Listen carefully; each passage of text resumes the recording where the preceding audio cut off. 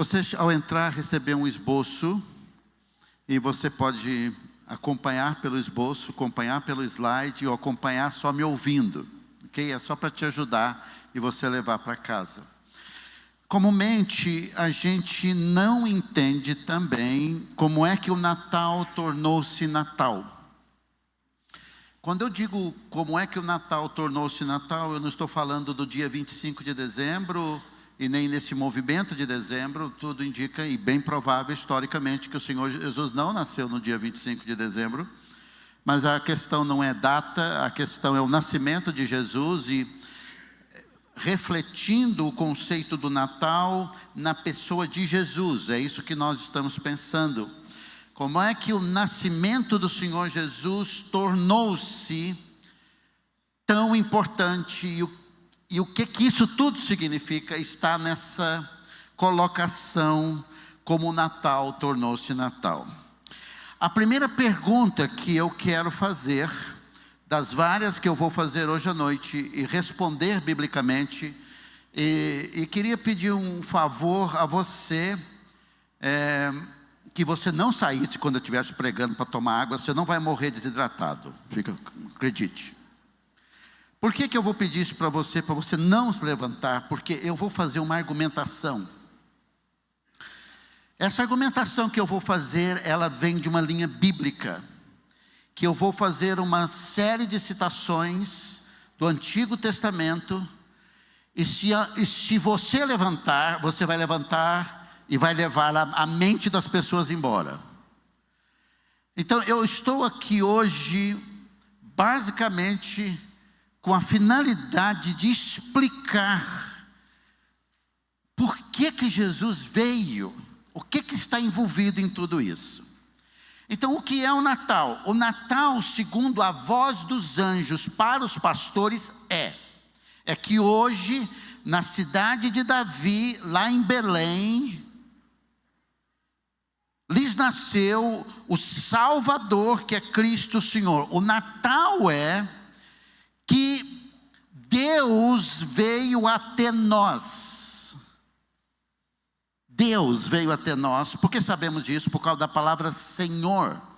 A palavra grega Kyrios, a mesma palavra, Novo Testamento traduzido da palavra hebraica, do tetragrama Yahvé.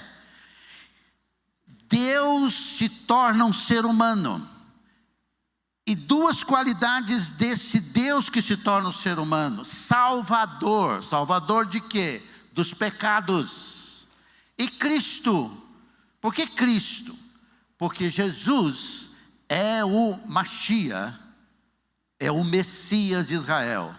Todas as promessas daquele que vai vir e reinar sobre Israel, e de Israel para o mundo, está naquela criança que os pastores vão a Belém para ver. Mas, como é que tudo começou? Como é que Jesus veio nascer em Belém da Judeia? Como? O que está por trás do seu nascimento? Alguns de vocês sabem que Gênesis 3 é quando o pecado entrou no mundo. Adão e Eva, nossos pais, pecaram. É deles que tem a origem da raça humana. Lucas capítulo 3 tem o cuidado, você não precisa abrir agora, de trazer a genealogia de Jesus até Adão. Então você que é cristão, como eu, seguidor de Jesus, acreditamos na Bíblia e acreditamos no Criador que fez Adão e Eva, os pais da raça humana. Quando eles pecaram, o próprio Deus diz o seguinte na primeira promessa: porém inimizade entre você e a mulher, está falando da serpente, que é Satanás, entre a sua descendência, a descendência da serpente, que é tudo o que é de mal e pecaminoso, e o descendente dela. Dela quem? Da mulher. Mulher não tem descendente. Quem tem descendente é o homem. A palavra descendente aqui é a palavra hebraica para semente. Quem tem o sêmen é o homem. Mas Deus disse assim, que da mulher vai vir um que vai ferir a cabeça da serpente, e você, a serpente, Satanás, vai ferir o calcanhar. Lembrando que o pecado entrou no mundo através de uma mulher, assim também, na promessa de Deus, para o golpe de Deus sobre Satanás, da mulher, da semente dela, que ela não tem semente, vai vir este que vai ferir a cabeça de Satanás. Então o que é a Bíblia? Presta atenção. A Bíblia nada mais é do que o livro de Deus que vai mapear a entrada desse descendente. Que Deus tem em mente que para lidar com o problema do pecado que começou com os nossos pais, com todo o ardor satânico, Ele estabeleceu um plano para que este descendente, o Salvador, venha destruir a realidade do pecado. Para isso, como é que Deus monta esse plano?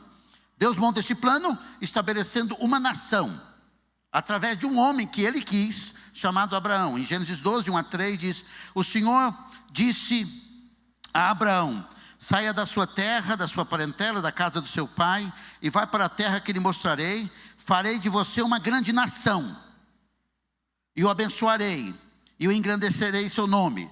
Seja uma bênção. Abençoarei aqueles que o abençoarem, e amaldiçoarei aquele que o amaldiçoar. Em você, Abraão, a sua descendência e essa nação serão benditas todas as famílias da terra. Por quê?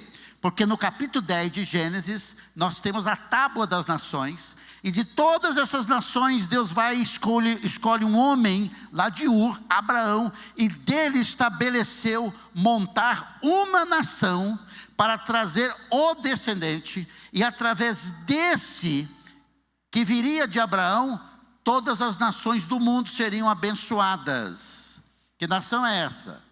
A nação de Israel. Por que sabemos? Porque Deus deu a Abraão a promessa, deu ao seu filho Isaque essa mesma promessa, deu a Jacó, o seu neto, as promessas, e Jacó teve 12 filhos. Em outras palavras, o Salvador, o descendente, vai ser da nação de Israel. Deus estabeleceu na história a nação de Israel para ela ser uma bênção para o mundo, para que o mundo e as nações voltassem para Deus. Ela não cumpriu o seu papel dado por Deus, mas a aliança que Deus fez com Abraão não tem nada a ver com Abraão, tem a ver com Deus. Então, através do povo judeu,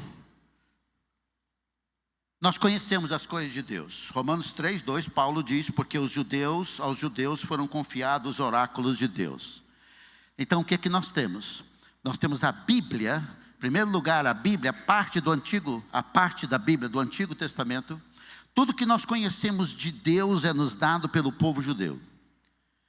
Então nós somos gratos ao povo judeu, na história, por nos trazer a revelação de Deus, porque Deus trouxe a nação de Israel para ser uma luz e um instrumento para as nações. Eu sei que você está perguntando agora não é a hora que eu vou explicar isso, não dá para explicar isso agora, sobre a nação de Israel agora.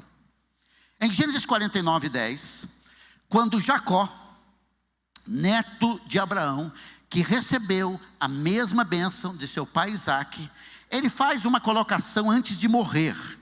Ele fala para Judá, um dos seus 12 filhos, diz assim: o cetro não se afastará de Judá, nem o bastão sairá de entre os seus pés, até que venha Siló, e a ele obedecerão os povos. Nesse texto nós temos a promessa de Deus, através da boca de Jacó, para a tribo de Judá, para seu filho, que depois seria uma tribo, que dos seus descendentes vai sair um que vai reinar. Essa expressão, o cetro não se afastará de Judá, é porque da linhagem de Judá vai vir a monarquia, o trono de liderança de Israel. Então você vai ler na Bíblia, e o povo de Israel tem um primeiro rei chamado Saul, que vinha da tribo de Benjamim.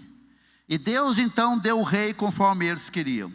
Mas o rei que Deus queria está no capítulo 16 de 1 Samuel, que Deus destituiu Saul e colocou um homem chamado Davi. De onde Davi era? Da casa de Judá.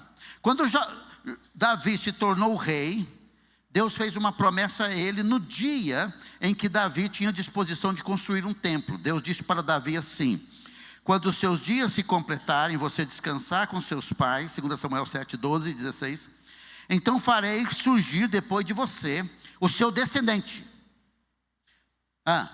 que procederá de você, e estabelecerei o seu reino.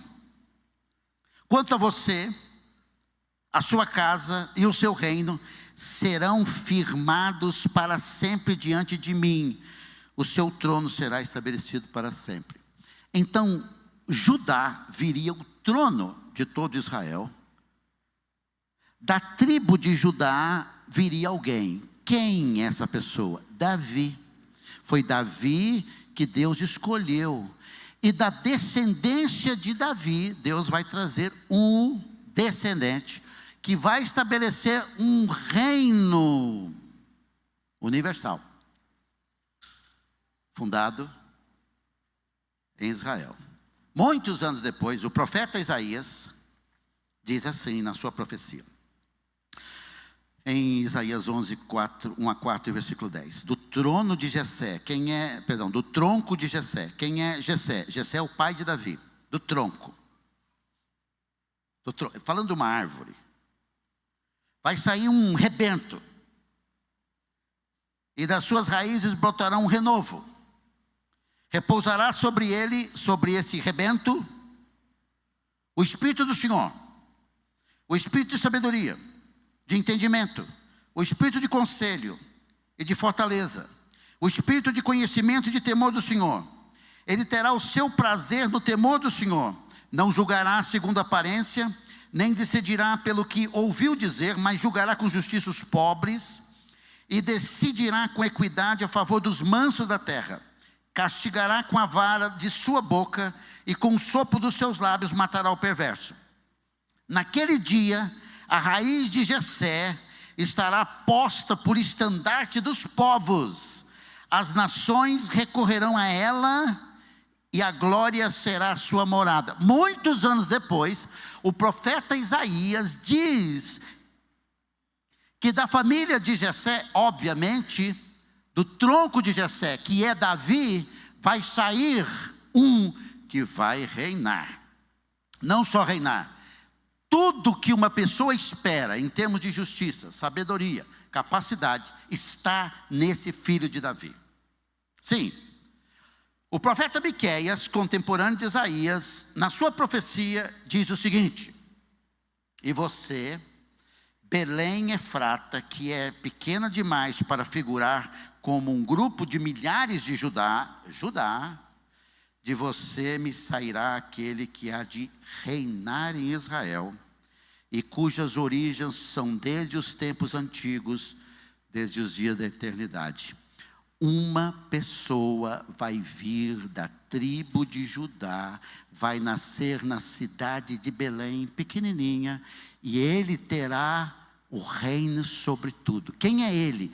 Ele não é dessa realidade humana. O texto diz, cujas origens são desde os tempos antigos, desde a eternidade. Não é qualquer pessoa. Muito bem, o texto do Antigo Testamento termina em Malaquias. Quando você termina o livro de Malaquias na nossa Bíblia, no Antigo Testamento judeu, termina em 2 Crônicas. Quando você termina Malaquias, termina com uma profecia de um profeta que vai vir, e esse profeta depois sabemos que é João Batista. Agora, sem o Novo Testamento, nós não temos conexão de nada do Antigo Testamento. Como é que vamos fazer conexão com as realidades do Antigo Testamento? É que Deus, na sua sabedoria, estabeleceu que deveríamos ter o Novo Testamento, para que nós pudéssemos saber quem é esse descendente de Gênesis 3, quem é esse que vai vir para abençoar as nações, quem é esse que vai estar no trono de Judá, quem é esse descendente de Davi, quem é esse que vai nascer em Belém. Então veja no Novo Testamento, no versículo 1 de Mateus capítulo 1, primeiro livro do Novo Testamento, diz assim: livro da genealogia de Jesus Cristo, filho de Davi, filho de Abraão. Duas coisas importantes nesse texto. Quando Mateus escreve o livro de Mateus, ele quer que os seus leitores saibam que o que ele vai escrever está ligado a Jesus Cristo. Jesus é o nome humano do Salvador e Cristo é o Messias. Então ele está bem claro definindo que a quem ele vai escrever é sobre a pessoa de Jesus, que é o Messias de Israel. Ele é filho de Davi. Então quem é Jesus historicamente? Jesus, traçado a linhagem, que ele vai apresentar essa linhagem a partir do versículo 2, que combina com toda a realidade do reino de Israel a chegar em Davi. Diz que ele primeiro, Abraão vem antes de Davi, mas ele coloca Davi primeiro. Por quê? Porque o objetivo de Mateus é mostrar que Jesus é o Messias e tem direito ao trono. Então ele coloca ele como filho de Davi. Então Jesus é filho de Davi. Quem é aquele da profecia de Isaías? É Jesus.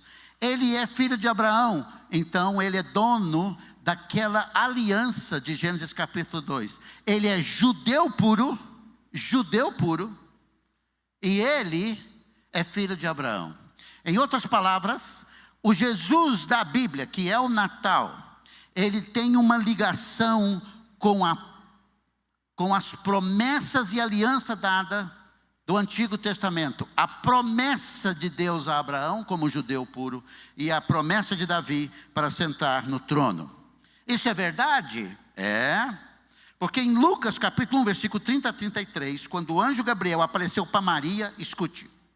Mas o anjo lhe disse: não tenha medo, Maria, porque você foi abençoada por Deus. Você ficará grávida e dará à luz um filho, a quem lhe chamará o nome de Jesus. Jesus, a palavra grega que aparece no Novo Testamento para Jesus é Jesus. Jesus vem da palavra hebraica Yeshua, que traduzido para o português é Josué. E Yeshua significa Deus ou Jeová é Salvador. Então o nome não é ela que escolhe, o nome não é José que escolhe, é o nome dado a ela, para colocar no filho. Quem é esse? O texto diz: este será grande, será chamado Filho do Altíssimo. Deus, o Senhor, lhe dará o trono de Davi, seu pai. Ele reinará para sempre sobre a casa de Jacó, e o seu reinado não terá fim. Em outras palavras, o anjo vai até 2 Samuel capítulo 7 e diz para Maria: esse que vai nascer vai sentar no trono que Deus prometeu a Davi, vai ter um trono eterno. É um reino literal, não é espiritual, é literal. Jesus, dito no texto, vai ter o reino de Davi. Teve? Não. Em Isaías 7,4, voltando para a profecia, diz assim: portanto o Senhor lhe dará um sinal, eis que a virgem conceberá e dará à luz um filho, ele chamará Emanuel. O que é Emanuel? É Deus conosco. Então está batendo tudo, porque quando Miqueias diz que ele nasceria, porque ele vem antes da eternidade, então quem é Jesus? Jesus é Deus que se tornou um homem para viver entre nós e conosco, do mesmo jeito que eu e você. Esse é o nome Jesus, sem pecado, porque ele é Deus. Sua natureza é uma natureza sem pecado, ele entra sem pecado. A razão pela qual ele foi concebido pelo Espírito Santo. Agora, há várias profecias no Antigo Testamento também sobre o que o Messias vai fazer. O Messias, ou o descendente de Davi, vai reinar no trono. Mas há uma profecia importantíssima em Isaías 53, 4, 6, que diz o seguinte: certamente ele tomou sobre si as nossas enfermidades. Quem? O Messias. E as nossas dores levou sobre si. E nós o considerávamos como aflito, ferido de Deus e oprimido. Mas ele foi traspassado por causa das nossas transgressões e esmagado por causa das nossas iniquidades. O castigo que nos traz a paz estava sobre ele, e pelas suas feridas fomos sarados. Todos nós andávamos desgarrados como ovelhas, cada um se desviava pelo seu próprio caminho, mas o Senhor fez cair sobre ele a iniquidade de todos nós. Algo interessante que o profeta Isaías coloca. Ele coloca que o Messias, antes de reinar, ele vai sofrer. O texto é bem claro dizer que ele vai dar a sua vida. O texto é bem claro em dizer que ele vai ser ferido. E ele vai ser ferido pelo próprio Deus, oprimido pelo próprio Deus. Ele, nessa opressão e nessa morte vicária, onde ele vai derramar o seu sangue, ele vai tratar com os pecados. Então veja bem, no Antigo Testamento, nós temos um descendente prometido por Deus que vai fazer duas coisas. Primeiro, ele vai dar a sua vida.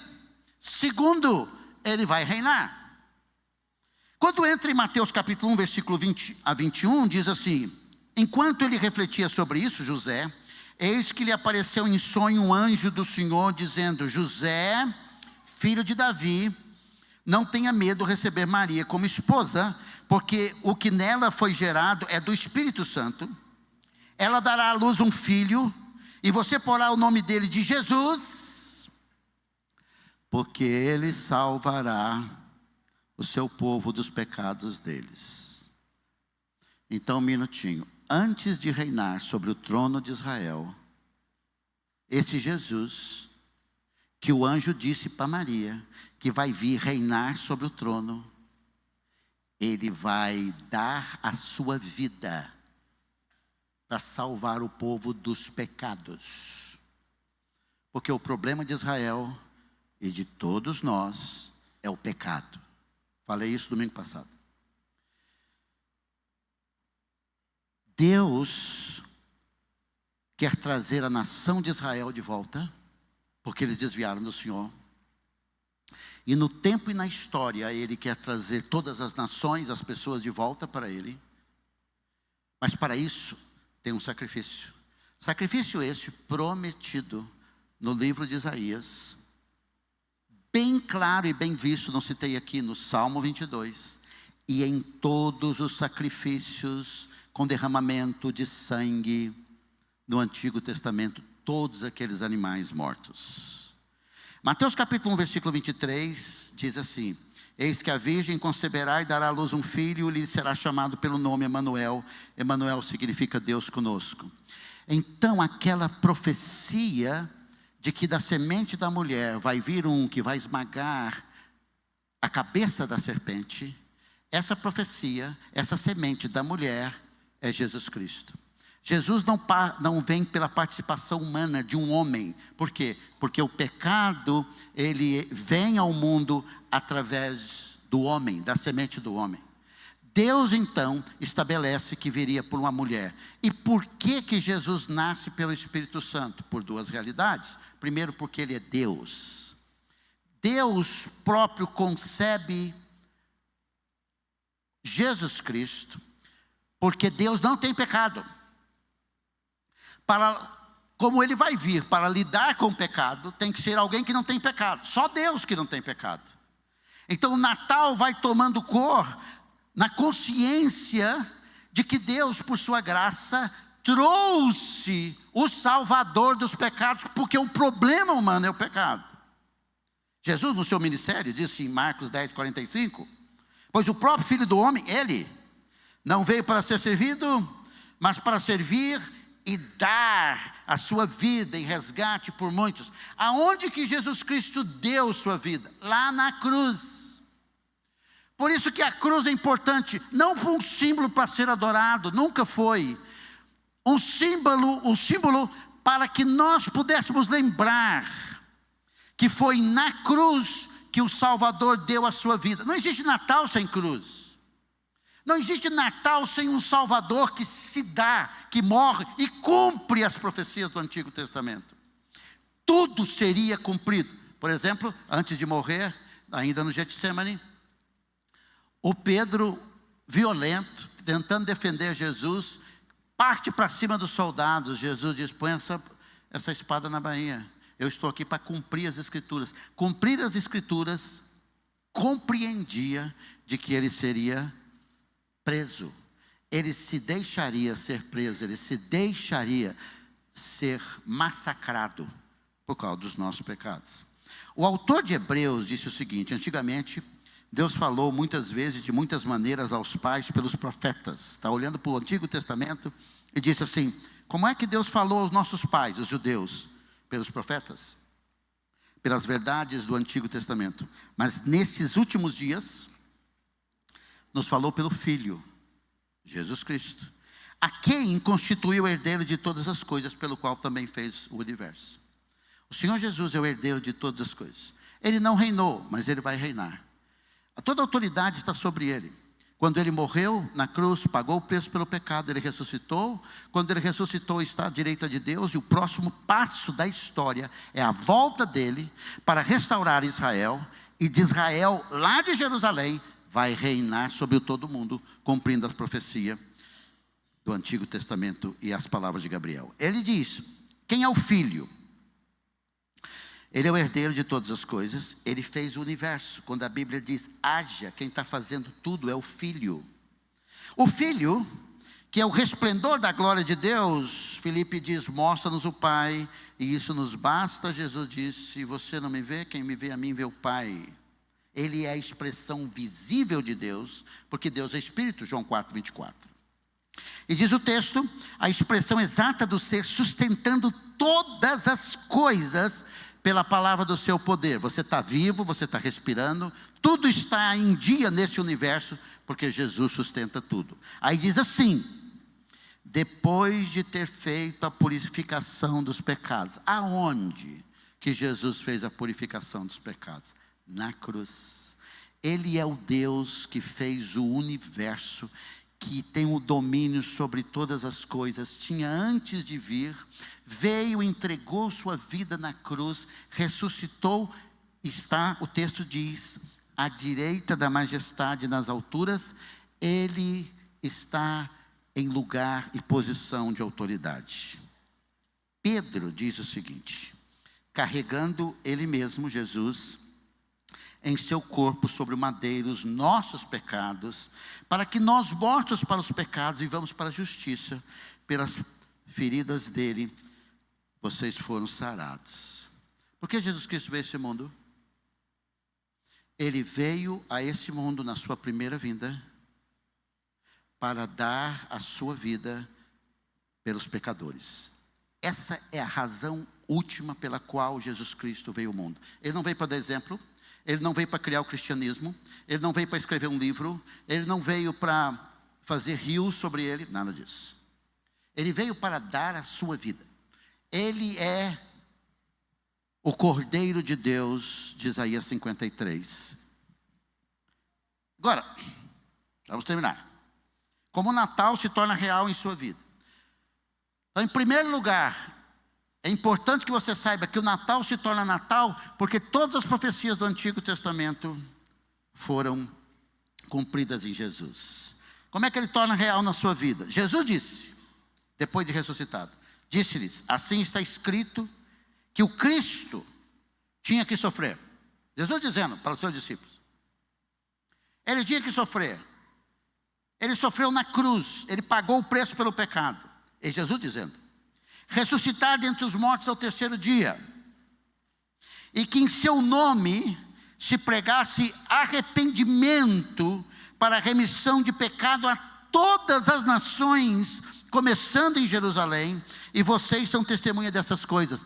Quando Pedro prega o primeiro sermão, ele mostra quem é Jesus e chama as pessoas ao arrependimento. Quem deve se arrepender?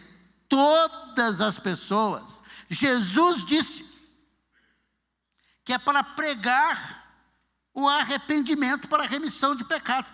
Ele é o Salvador, Ele deu a vida. O problema do ser humano, desde Gênesis 3, é o pecado. Não existe solução para o pecado sem arrependimento do pecado. A igreja não tem que inventar sua pregação, porque o Salvador disse que é para pregar para todas as nações. Bendito seja o Senhor, que mais de 100 anos atrás, 100 e poucos anos atrás, o Evangelho chegou de forma forte desse Brasil. Bendito seja o Senhor que, através de tantas condições e meios, o Evangelho vai chegando em todas as nações.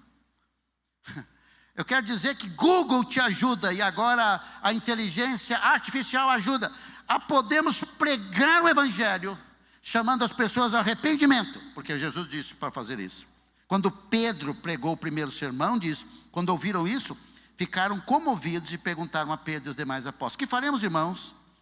Pedro respondeu: arrependam-se, cada um de vocês seja batizado em nome de Jesus Cristo, para a remissão dos seus pecados, e vocês receberão o dom do Espírito Santo. Em Atos 3,19, Pedro diz, portanto, arrependam-se e se convertam, para que sejam cancelados os seus pecados. Em outras palavras, quando Deus dá a primeira profecia, em Gênesis 3,15, Ele ia tratar o pecado através do seu Filho. Quando Ele dá a nação de Israel, Ele dá a nação de Israel para trazer o Messias, para salvar o pecado, e para que o Messias pudesse reinar em todo o mundo na história. Israel recebeu? Não recebeu. Jesus chega nos portões de Jerusalém e Ele chora. O choro é um grito, não é um choro contido, não é um choro de grito, que Ele vai falando e disse assim: se vocês tivessem a oportunidade de ver o que está acontecendo aqui. O que é acontecendo? É que quando Ele entra pelas portas de Jerusalém, está cumprida a profecia de Zacarias, Ele está cumprindo toda a Bíblia. Ele daria a sua vida para a salvação de Israel. Israel não recebeu Jesus. Se você é judeu, que está aqui no nosso meio, está me ouvindo, você sabe disso, e isso machuca você muito, porque você não gosta de ouvir isso. Que Rabi Yeshua é o Hamashiach. Você deveria buscar todas essas provas do Antigo Testamento, e você vai ficar convicto disso. Sei que o Espírito de Deus é que abre os seus olhos, como abre os olhos de qualquer pessoa para se converter. Termino com 2 textos. Agora faz sentido, Lucas 2,11, quando o anjo diz para os pastores, é que hoje nasceu na cidade de Davi, nasceu o Salvador. O que é o Natal? É que Deus veio ao mundo para salvar os homens dos seus pecados. Não existe Natal real na sua vida se você não se arrepender dos seus pecados. Não existe. É uma festa. É essas coisas de Natal que a gente sabe. Isso aí é um tempo. O Natal verdadeiro é quando você se arrepende e recebe Jesus como Salvador. Quem é Ele? Ele é o Cristo. Ele é o Messias. Ele que vai reinar. Ele é quem? Ele é Deus. Deus vem ao mundo para salvar o mundo, e Ele cumpre a profecia do descendente que vai esmagar a cabeça da serpente, e isso foi feito na cruz do Calvário. E Paulo diz em 2 Coríntios 5,17, e assim, se alguém está em Cristo, é nova criatura. O que é estar em Cristo? É que eu entendi essa mensagem hoje à noite, de quem é Jesus. Eu entendi que Ele veio para ser o Salvador. Eu entendi que Ele deu a sua vida na cruz. Eu entendi e me arrependi dos meus pecados. Eu me tornei uma nova criatura. O que é nova criatura? A palavra nova aqui é novo como um carro zero. É novo do nada. Você se torna uma nova pessoa, com pensamentos diferentes, com desejos, interesses, vontades diferentes. Você não é o mesmo homem, a mesma mulher. Você nasceu de novo. Essa é a expressão que Jesus diz, nasceu de novo. E se alguém está em Cristo, é uma nova criatura. As coisas antigas já passaram, eis que se fizeram novas. Seu Natal, seu Ano Novo, seu 2026, 27, 28, 30, não vai ser diferente enquanto você insistir em viver o velho. Enquanto você insistir em viver a vida sem Jesus, sem se arrepender dos seus pecados e crer nele. Vamos orar. Obrigado, nosso Deus, pelo esclarecimento da tua palavra, que aponta de forma clara e objetiva quem é, o que é o Natal, o que significa o Natal, nesse passeio pequeno que demos na tua palavra, nas profecias, em tudo que o Senhor estabeleceu no Antigo Testamento, cumprido do Senhor Jesus no Novo Testamento. Muito obrigado, porque Ele veio para sofrer e dar a sua vida, mas Ele voltou para o Senhor, e Ele vai voltar. Ele vem para reinar sobre esse planeta durante 1000 anos, a partir da nação de Israel, que, como diz Apocalipse capítulo 1, será quebrantada pelo arrependimento e o verá nas nuvens. Ele vem para reinar, e é um reino literal. Todos os que são dele vão reinar com Ele, diz a tua palavra. Ele é o Salvador, que vai voltar não mais como Salvador, como Rei e Juiz. Que o recebamos hoje, para que o nosso Natal não só seja diferente, mas nossa vida e o futuro seja diferente. Obrigado por Jesus, porque é tudo por Ele e para Ele. A Ele toda a glória e honra. Amém e amém.